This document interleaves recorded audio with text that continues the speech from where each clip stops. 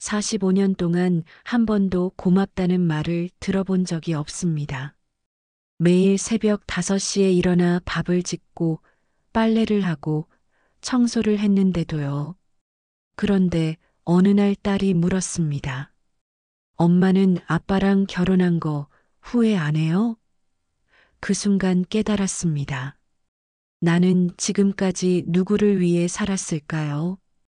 이 이야기가 나와 비슷한 마음이시라면 좋아요와 구독으로 함께 해주세요. 새벽 5시 반. 김영희는 어김없이 눈을 뜬다. 45년 동안 똑같은 시간에 일어나는 게 이제는 몸에 밴 습관이 되었다. 슬리퍼를 신고 부엌으로 향하는 발걸음도 조용하다. 남편 박철수를 깨우지 않으려는 배려다. 가스레인지에 불을 켜고 쌀을 씻는다. 물이 맑아질 때까지 여러 번 헹구면서 영희는 문득 생각한다. 언제부터였을까?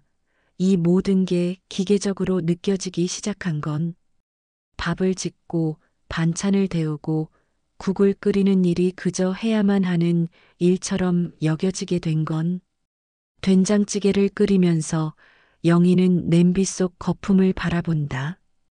보글보글 끓어오르는 찌개처럼 가슴 한구석에서도 뭔가 끓어오르는 걸 느낀다. 답답함일까, 허무함일까? 정확히 뭔지는 모르겠지만 분명한 건 예전과는 다른 감정이라는 것이다. 여보, 밥 됐어요. 식탁에 밥상을 차리고 철수를 부른다. 철수는 무표정한 얼굴로 식탁에 앉아 젓가락을 든다. 뉴스를 보며 묵묵히 밥을 먹는 모습이 언제나 그렇듯 말이 없다. 된장찌개 간이 어때요? 영희가 조심스럽게 묻는다. 철수는 고개를 들지도 않고 대답한다. 그냥 그래. 그냥 그렇다니. 영희는 속으로 한숨을 쉰다. 새벽부터 일어나 정성껏 준비한 식사에 대한 반응이 고작 그냥 그렇다는 것이다. 고맙다는 말은 고사하고 맛있다는 말 한마디 없다. 철수가 식사를 마치고 일어선다. 빈 그릇들이 식탁 위에 그대로 남아 있다. 영희는 그 그릇들을 바라보며 생각한다. 내 인생도 저 빈 그릇 같구나. 누군가를 위해 채워졌다가 비워지고 또 채워졌다가 비워지고. 설거지를 하면서 영희는 창밖을 본다. 아침 햇살이 부엌 창문을 통해 들어온다. 따뜻한 빛이지만 왜인지 쓸쓸하다. 혼자서 보는 아침 햇살이라서 그런가. 내 인생은 왜 이렇게 밋밋했을까? 작은 목소리로 혼잣말을 한다. 된장찌개처럼 매일 똑같은 맛, 똑같은 일상.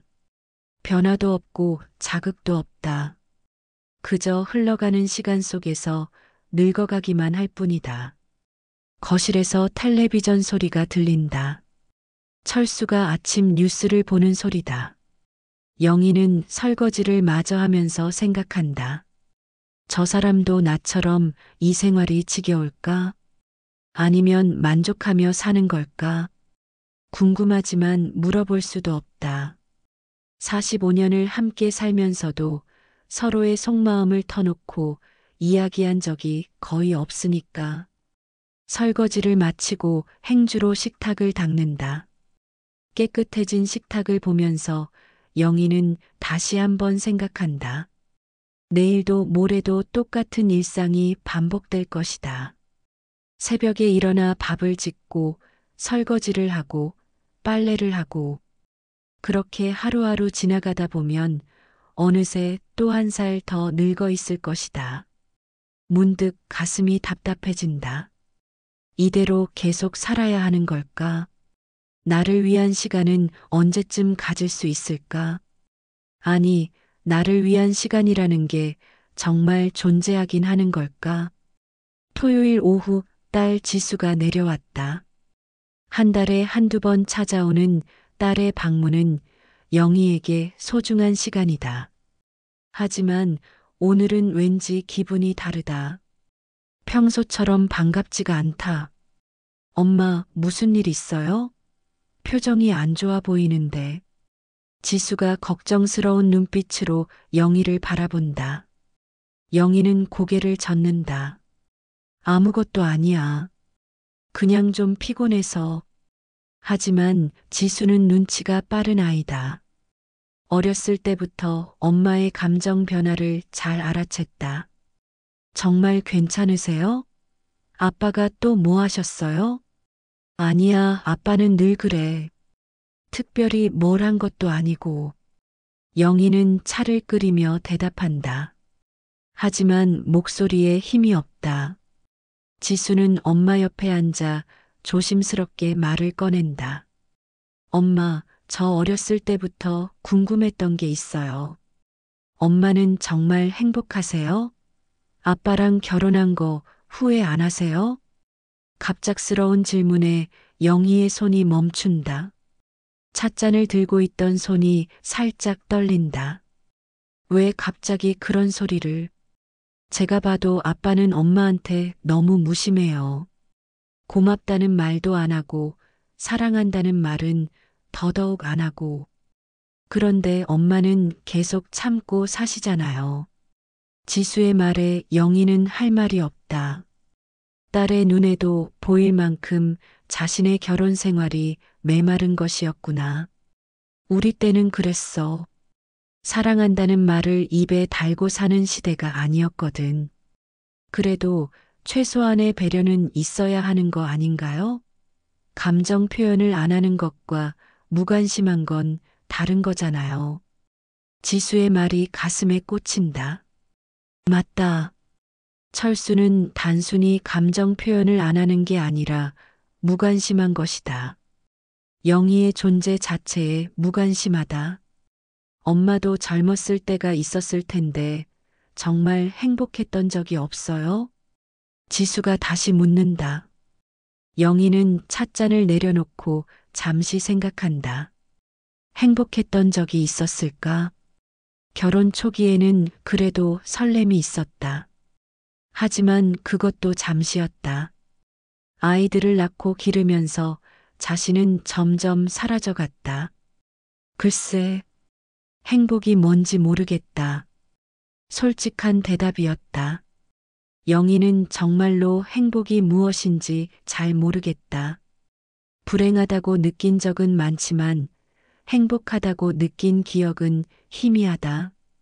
엄마. 지수가 안타까운 눈빛으로 엄마를 본다. 그 시선을 받으며 영희는 문득 속마음이 터져 나온다. 다시 태어나면 안 할 거야. 작은 목소리였지만 분명한 말이었다. 지수는 깜짝 놀라며 엄마를 바라본다. 엄마, 다시 태어나면 내 아빠랑 결혼 안 할 거야. 내가 누굴 위해 살았나 싶어서. 말을 하고 나서야 영희는 자신이 무슨 말을 했는지 깨닫는다. 딸 앞에서 이런 말을 해도 되는 걸까? 하지만 이미 나온 말이다. 그리고 거짓말도 아니다. 엄마도 그런 생각을 하시는구나.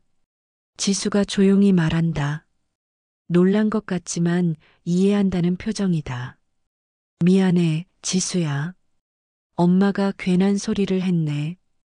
영희가 서둘러 말을 돌리려 한다.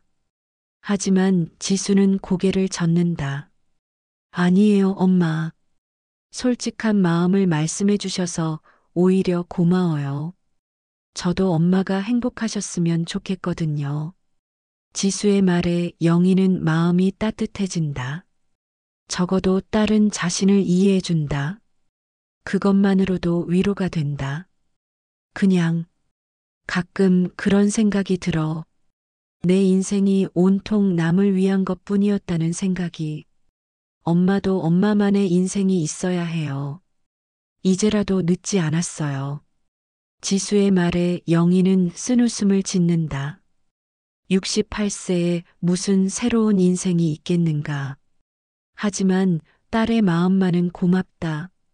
고마워, 지수야. 내가 이해해줘서. 그날 저녁 지수가 서울로 올라간 후 영희는 혼자 앉아 생각한다.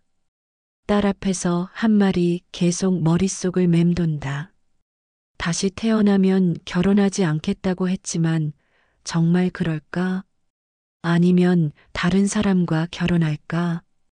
사랑을 해볼까? 상상만으로도 가슴이 두근거린다. 68세에 무슨 상상을 하고 있는 건지 스스로도 우스워서 웃음이 나온다. 하지만 그 상상이 마냥 허무하지만은 않다. 적어도 자신에게도 꿈꿀 권리가 있다는 걸 깨달았으니까. 일주일이 지났다. 딸과 나눈 대화 이후 영희는 자꾸만 과거를 되돌아보게 된다. 언제부터였을까? 철수가 자신을 당연한 존재로 여기기 시작한 건 언제부터 고마워하는 마음을 잃어버린 걸까? 신혼 때를 생각해 본다. 그때도 철수는 말이 많지 않았다. 하지만 최소한 영희가 해주는 일들에 대해서는 고맙다는 표현을 했다. 지금 생각해 보니 그것도 결혼 초기 몇 년뿐이었다. 첫째 아이를 낳고 기르면서부터 달라졌다. 영희가 육아와 집안일을 도맡아 하는 게 당연해졌다. 철수는 직장에서 돌아오면 신문을 보거나 텔레비전을 봤다. 아이가 울어도 영희가 아파도 그저 모른 척했다. 남자들은 원래 그런 거야. 시어머니의 말이 생각난다. 결혼 초기 영희가 섭섭함을 표현했을 때 시어머니가 한 말이었다. 그때 영희는 그 말을 그대로 받아들였다. 모든 남편이 그런 줄 알았다. 오늘도 평소와 다름없는 하루였다. 아침에 일어나 밥을 짓고 철수가 먹고 나간 자리를 치우고 빨래를 널고 점심을 준비하고 그렇게 하루가 지나갔다. 저녁 무렵 오랜 친구 순자에게서 전화가 왔다. 영희야, 요즘 어떻게 지내? 그냥 늘 그렇게 지내지 뭐. 너는? 나야 뭐 혼자 사니까 편하지. 그런데 너는 정말 부러워. 남편도 있고. 순자는 5년 전에 남편을 잃었다. 그래서인지 영희의 결혼 생활을 부러워한다. 하지만 영희는 그 말이 반갑지 않다. 부러울 게 뭐가 있어. 있으나 만화 한 사람인데. 그래도 혼자보다는 낫지 않아? 글쎄, 때로는 혼자 사는 게 나을 것 같아. 영희의 말에 순자가 놀란다. 너 무슨 일 있었어? 평소에 그런 말 안 하던데. 별일은 없어. 그냥 우리 남편이 너무 무관심해서 가끔 서운할 때가 있어. 다들 그런 줄 알고 살아야지. 남자들이 어디 섬세하나. 순자의 말에 영희는 한숨을 쉰다. 모두가 그런 식으로 말한다. 남편의 무관심을 당연하게 받아들이라고 한다. 그래도 순자야, 고마운 말 한마디는 있어야 하는 거 아닐까? 아무리 그래도. 그런가? 내 남편도 그런 말 잘 안 했는데. 정말? 한 번도? 아니야, 가끔은 했지. 특히 내가 아프거나 할 때. 순자의 말에 영희는 더욱 서운해진다. 순자 남편은 그래도 아내가 아플 때는 고마워했구나. 우리 남편은 내가 아파서 누워 있어도 언제 나을 거냐고 묻기만 했는데. 영희야, 너무 서운해하지 마. 마음속으로는 고마워하고 있을 거야. 45년 동안 마음속으로만 고마워하고 있다면 그게 무슨 소용이야. 말을 하고 나서 영희는 자신도 놀란다. 언제부터 이렇게 솔직해졌을까? 예전 같으면 이런 말을 하지 않았을 텐데. 통화를 마치고 영희는 거실에 앉아 생각한다. 정말 모든 남편이 이런 걸까? 아니면 내가 유난히 불운한 걸까? 다른 집은 어떨까 궁금하다. 철수가 퇴근해서 돌아온다. 평소처럼 다녀왔어라는 인사도 없이 곧바로 거실로 간다. 신발도 아무데나 벗어놓고 양말도 벗어서 바닥에 내버린다. 당신 양말은 빨래통에 넣어요. 영희가 말한다. 철수는 대답 없이 양말을 집어 빨래통에 넣는다. 고맙다는 말은 당연히 없다. 저녁을 차리면서 영희는 생각한다. 나는 언제부터 이렇게 참고 살기 시작했을까? 언제부터 내 기분이나 감정은 중요하지 않은 것처럼 여겨지기 시작했을까? 저녁 먹어요. 식탁에 밥상을 차리고 철수를 부른다. 철수는 묵묵히 식탁에 앉아 밥을 먹는다. 오늘 하루 어떻게 지냈는지 묻지도 않는다. 영희도 묻지 않는다. 이미 오래전부터 서로에게 관심을 잃었다. 식사를 마친 철수가 일어선다. 빈 그릇들을 그대로 두고 거실로 간다. 영희는 그 모습을 바라보며 속으로 중얼인다. 고맙다는 말 한마디가 그렇게 어려운가. 45년 동안 매일같이 식사를 준비했는데 정말 한 번도 진심으로 고맙다고 한 적이 없다. 맛있다는 말도 수고했다는 말도 없다. 그저 당연한 일로 여길 뿐이다. 설거지를 하면서 영희는 눈물이 난다. 서운함인지 허무함인지 분노인지 정확히 알 수 없다. 다만 가슴이 답답하고 목이 메인다. 거울을 본다. 68세의 자신의 모습이 보인다. 언제 이렇게 늙었을까? 주름이 늘어나고 머리카락도 하얗게 변했다. 하지만 정작 내 인생에서 나를 위한 시간은 얼마나 되었을까? 그날 밤 잠자리에 들면서 영희는 생각한다. 나머지 인생도 이렇게 살아야 하는 걸까? 죽을 때까지 인정받지 못하는 존재로 당연하게 여겨지는 존재로만 살아야 하는 걸까? 문득 무서워진다. 이대로 죽는다면 정말 후회할 것 같다. 내 인생에서 나다운 순간이 하나도 없었다는 게. 그런 날들이 며칠 더 지났을 때 갑작스러운 일이 일어났다. 철수가 화장실에서 쓰러진 것이다. 여보, 여보. 영희가 다급히 철수를 부르지만 의식이 없다. 손이 떨려서 핸드폰을 제대로 잡을 수도 없었다. 겨우 119에 신고를 하고 구급차를 기다렸다. 병원에서 의사는 과로와 스트레스로 인한 일시적 기절이라고 했다. 크게 위험하지는 않지만 며칠 입원해서 검사를 받아야 한다고 했다. 병실에 누워있는 철수를 보며 영희는 복잡한 마음이었다. 걱정되면서도 한편으로는 이상한 감정이 들었다. 만약 정말 큰일이 났다면 어땠을까? 슬펐을까? 아니면 해방감을 느꼈을까? 물 좀. 철수가 약한 목소리로 말한다. 영희는 얼른 물컵을 가져다 준다. 철수는 물을 마시면서 영희를 바라본다. 평소와 다른 눈빛이다. 약해 보인다. 고마워. 작은 목소리였지만 분명히 들렸다. 철수가 고맙다고 말한 것이다. 영희는 깜짝 놀란다. 언제 이후로 그런 말을 들었던가. 아픈 데는 없어요? 괜찮아. 그냥 좀 어지러워.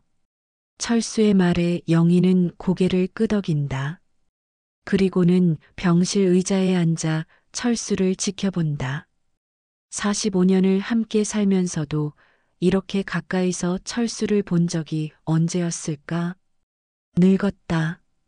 철수도 영희와 마찬가지로 많이 늙었다. 머리카락은 하얗게 변했고 얼굴에는 주름이 깊게 패여 있다. 병원복을 입고 누워 있으니 더욱 초라해 보인다. 여보. 철수가 영희를 부른다. 여보라고 부르는 것도 오랜만이다. 평소에는 그냥 야하고 부르거나 아예 부르지도 않았는데. 왜요? 내가 그동안 많이 미안했어. 갑작스러운 말에 영희는 당황한다. 철수가 미안하다고? 결혼 45년 만에 처음 듣는 말이다.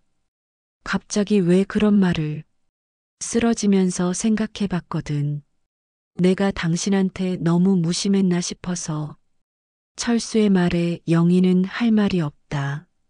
지금 와서 그런 말을 하다니. 진작에 깨달았으면 좋았을 텐데. 그동안 고생 많이 했어. 나 때문에. 영희는 대답하지 않는다. 고생했다고 인정해 주는 건 고맙지만 지금 와서 하는 말이 무슨 의미가 있을까? 이미 마음은 너무 멀어진 것 같은데. 사흘 동안 영희는 병원에서 철수를 돌봤다. 죽을 끓여서 가져다 주고 빨래도 해주고 의사와 면담도 했다.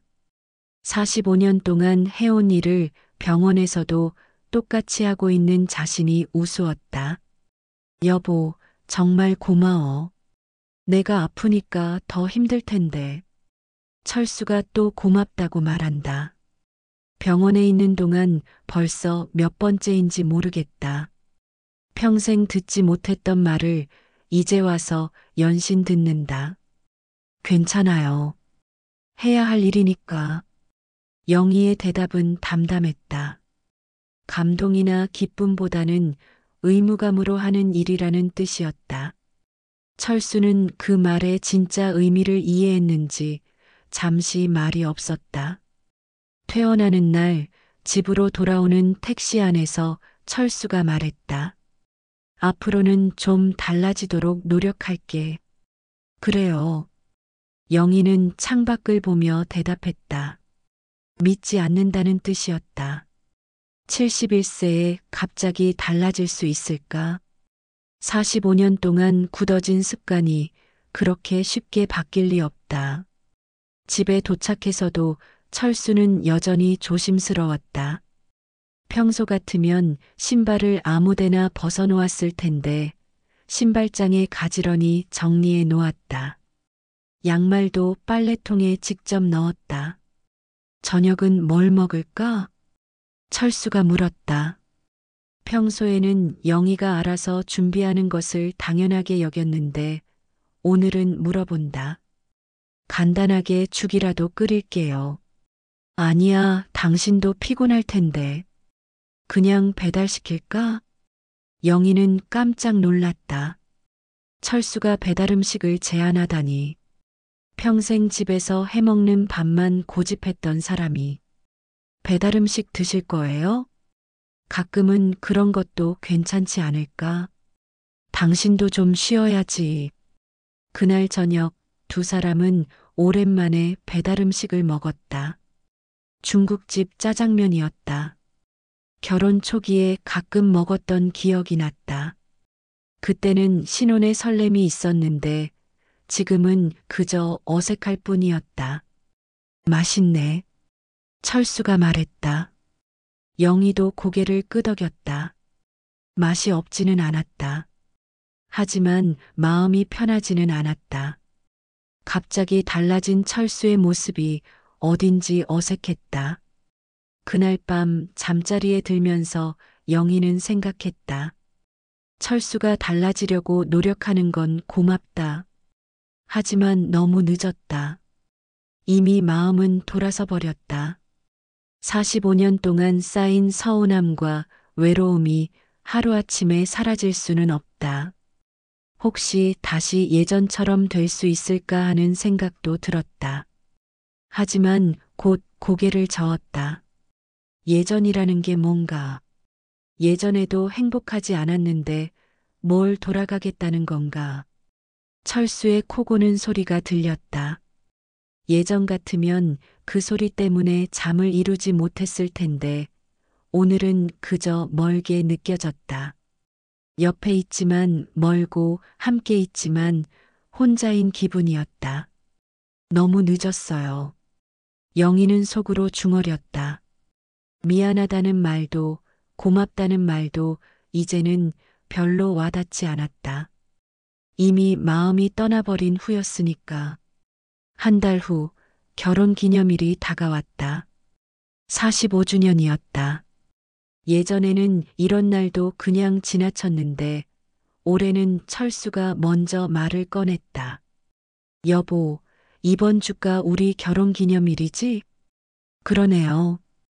영희는 담담하게 대답했다. 별로 기대하지 않았다.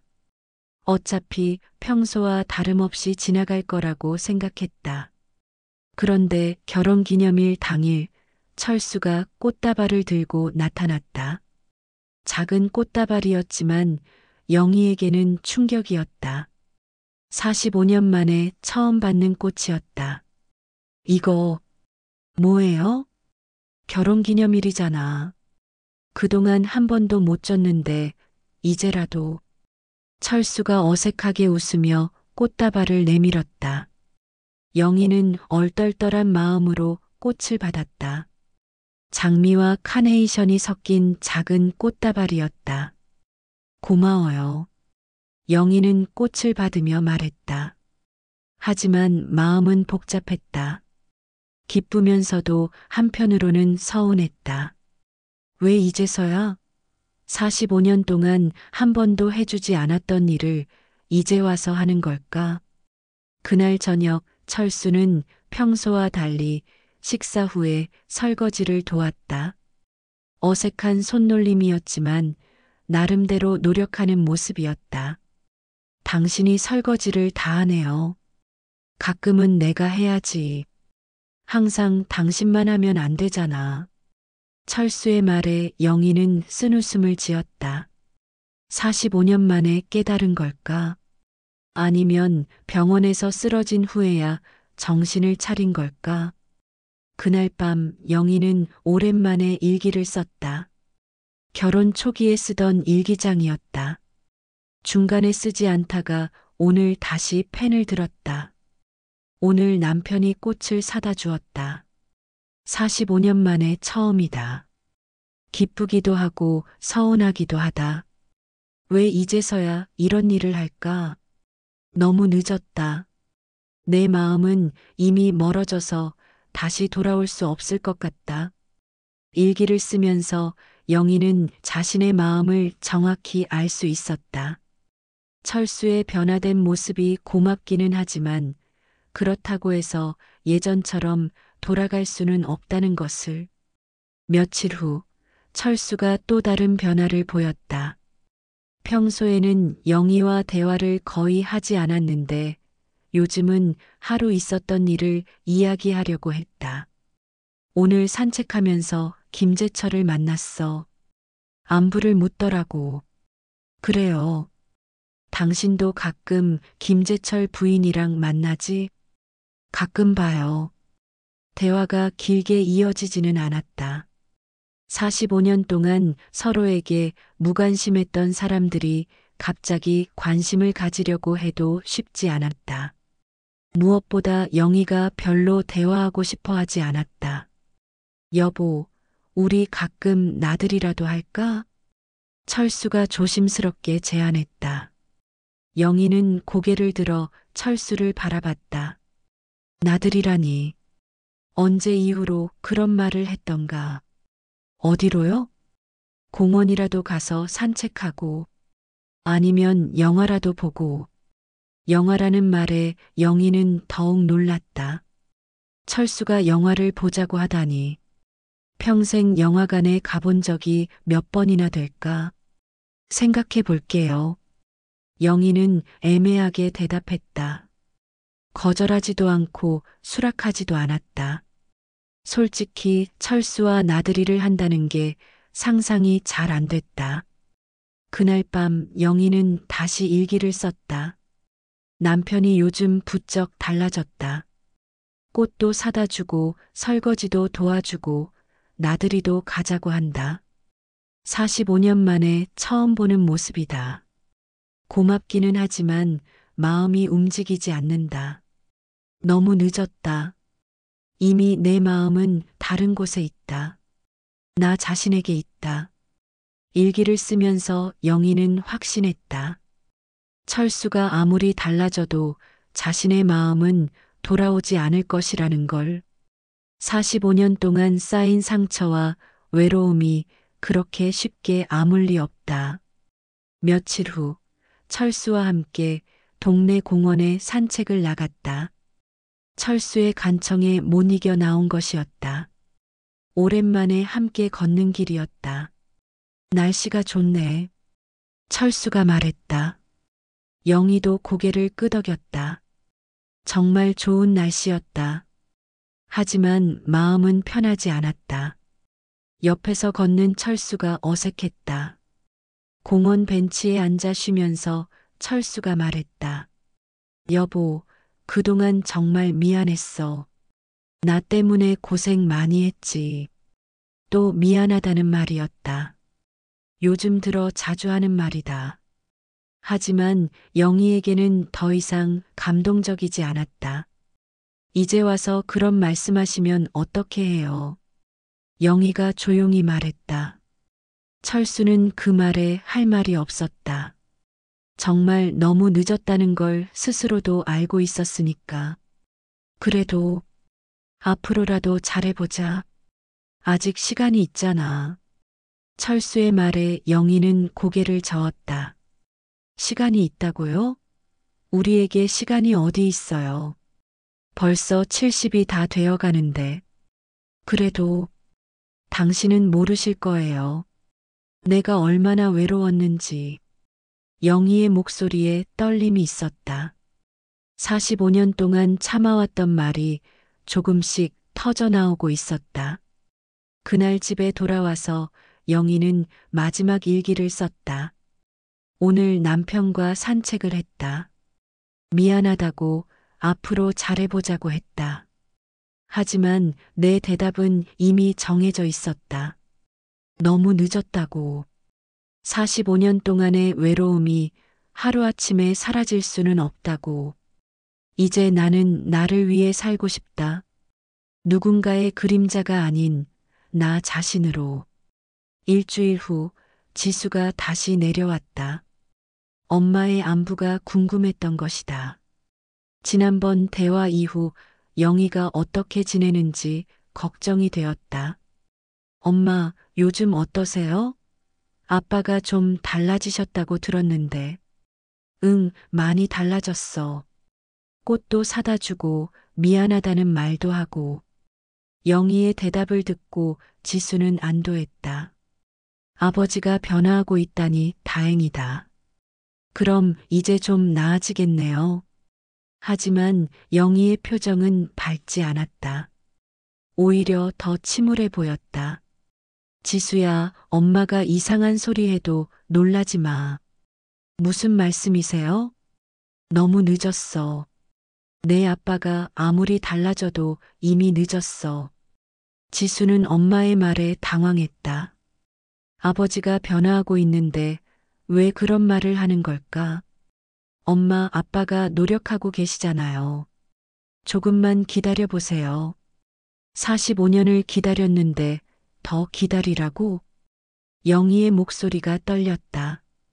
지수는 처음 보는 엄마의 모습에 놀랐다. 엄마도 행복할 권리가 있어, 지수야. 나이가 많다고 해서 행복을 포기해야 하는 건 아니잖아. 물론이죠. 하지만 지금까지 살아온 게 후회돼. 나를 위한 시간이 하나도 없었어. 영희가 조용히 말했다. 지수는 엄마의 진심을 느꼈다. 정말로 힘들었구나. 엄마가 행복하시면 저도 좋아요. 엄마 마음대로 하세요. 지수의 말에 영희는 고마웠다. 딸이 자신을 이해해 준다는 게. 그날 저녁 지수가 서울로 올라간 후 영희는 혼자 앉아 생각했다. 이제 정말 결심을 해야 할 때가 온 것 같다. 남은 인생을 어떻게 살 것인지. 며칠 후 영희는 철수에게 말했다. 당신, 우리 이야기 좀 해요. 무슨 이야기? 우리 앞으로 어떻게 살 건지. 철수는 영희의 진지한 표정을 보고 긴장했다. 당신이 요즘 많이 달라진 건 고마워요. 하지만 제 마음은 이미 변해버렸어요. 여보, 45년 동안 당신 그림자로 살았어요. 이제는 나를 위해 살고 싶어요. 철수는 할 말이 없었다. 예상했던 말이지만 실제로 들으니 가슴이 아팠다. 그럼 어떻게 하고 싶은데? 따로 살고 싶어요. 이혼까지는 생각 안 해요. 하지만 같은 공간에서 더 이상 살기는 어려울 것 같아요. 영희의 말에 철수는 충격을 받았다. 따로 살자니. 내가, 내가 더 노력할게. 당신 탓이 아니에요. 그냥 우리가 안 맞는 거예요. 이제서야 깨달았지만 영희는 담담하게 말했다. 원망하는 투가 아니라 담담한 사실 확인이었다. 그날 밤 영희는 거실에 혼자 앉아 창밖을 바라봤다. 달이 밝았다. 예전에는 이런 달밤에도 외로웠는데 오늘은 그렇지 않았다. 혼자라는 것이 외롭지 않았다. 카메라를 바라보는 것처럼 영희는 조용히 혼잣말을 했다. 다시 태어난다면 나는 나를 먼저 사랑할 거예요. 누군가를 위해서가 아니라 나 자신을 위해 살 거예요. 그리고 다시는 누군가의 그림자로 살지 않을 거예요. 잠시 말을 멈추고 영희는 작은 미소를 지었다. 아마 그 사람과는 결혼하지 않겠지요. 슬픈 듯하지만 담담한 표정이었다. 그 표정에는 처음으로 자신이 있었다. 68세에 찾은 자신이었지만 그래도 늦지 않았다고 생각했다. 68세에 깨달은 거지만 그래도 늦지 않았어요. 이제라도 나를 위해 살 거예요. 나를 사랑해 줄 거예요. 영희는 창밖 달을 바라보며 조용히 말했다. 남은 인생만큼은 후회 없이 살고 싶어요. 누군가에게 인정받기 위해서가 아니라 내가 행복하기 위해서. 그렇게 영희의 새로운 인생이 시작되었다. 68세에 시작하는 새로운 인생이었다. 이 작품은 김영희 68세를 통해 자아 실현이 언제든 가능하다는 희망을 전합니다. 45년간 박철수의 무관심 속에서도 자신의 가치를 깨달은 영희는 늦었다고 포기하지 않고 새로운 삶을 선택합니다. 딸 지수의 지지는 세대를 넘나드는 이해와 공감의 중요성을 보여주며 진정한 행복은 타인이 아닌 자신으로부터 시작된다는 깊은 교훈을 줍니다. 오늘 이야기 공감되셨다면 구독과 좋아요 눌러주시고 다음 이야기에서 또 만나요.